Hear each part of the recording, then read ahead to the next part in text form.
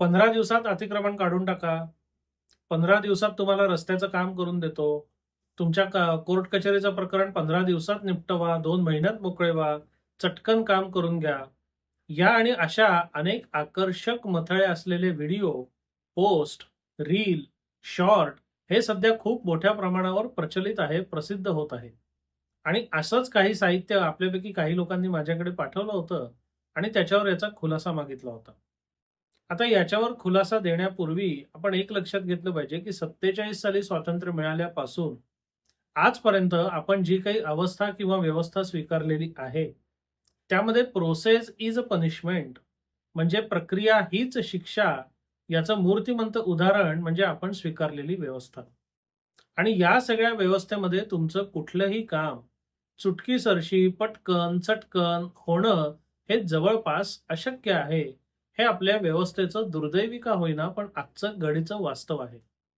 मग प्रश्न असा पडतो, की असं सगळं वास्तव असताना सुद्धा याच्या विपरीत स्वरूपाची माहिती नेमकी दिली कशी जातीये? तर हे जाणून घेण्याकरता आपल्याला थोडंसं मानसशास्त्र म्हणजे सायकॉलॉजी माहिती असणं गरजेचं आहे. कुठल्याही प्रकारच्या समस्येनी जेव्हा एखादा माणूस पिडलेला असतो आणि त्या समस्येतनं पटकन सुटका नाही, हे त्याच्या तर्कशुद्ध मनाला कळत असतं.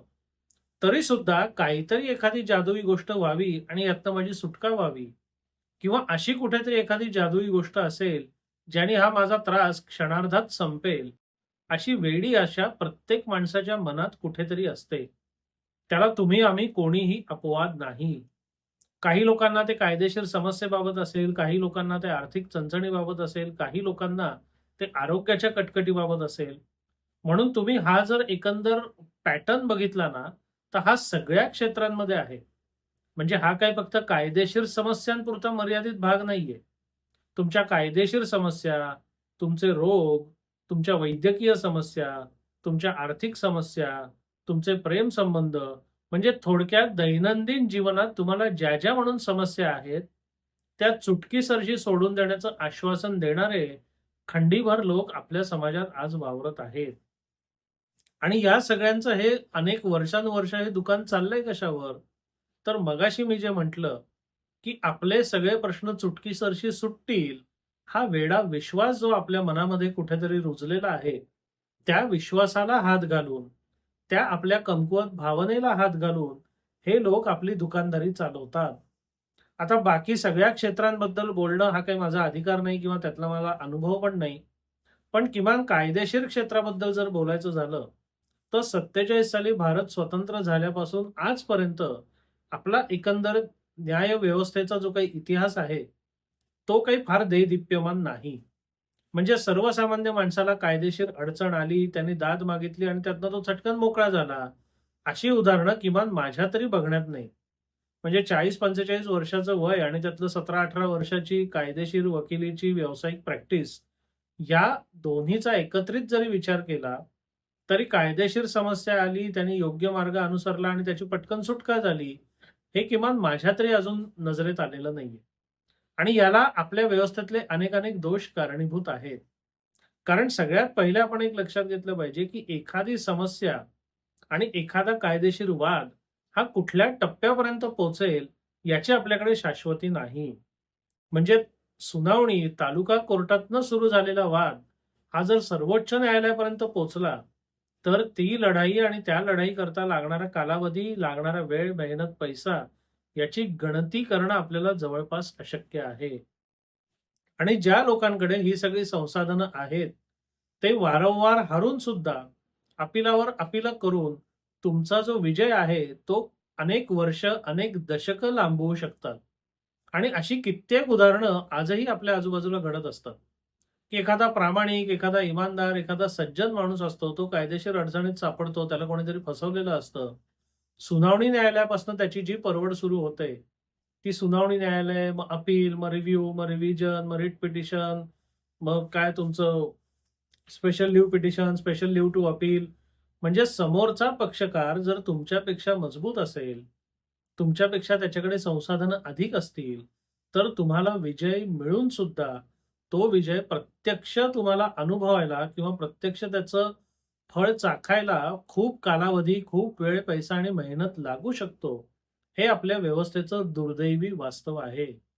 कारण प्रत्येक हरलेल्या माणसाला अपील करायची संधी आणि अपील करायचा अधिकार आपल्या व्यवस्थेमध्ये आहे. काही अंशी तो आवश्यक जरी असला, तरी काही अंशी तो त्रासदायक आणि सर्वसामान्य किंवा सज्जन माणसाच्या न्याय मिळण्याच्या रस्त्यात मोठा अडसर ठरतो, याच्यात काहीही वाद नाही.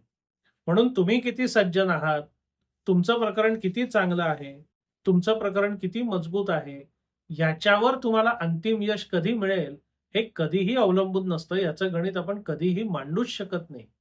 कारण मगाशी म्हटल्याप्रमाणे समोरचा पक्षकार हे प्रकरण किती ताणतो, किती ताणू शकतो, या गोष्टीवर आपलं नियंत्रण नाही.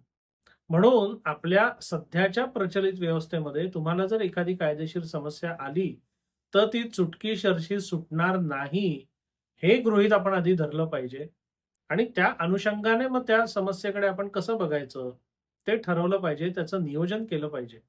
मग आपल्या प्रचलित व्यवस्थेमध्ये जर हे सगळे दोष, गुणदोष असतील, तर या सगळ्या गुणदोषासकट आपण किती लढाई लढायची आहे? किती वेळ, पैसा, मेहनत घालवायचा आहे? याचं नियोजन किंवा निर्णय तुम्ही सुरुवातीलाच केला पाहिजे.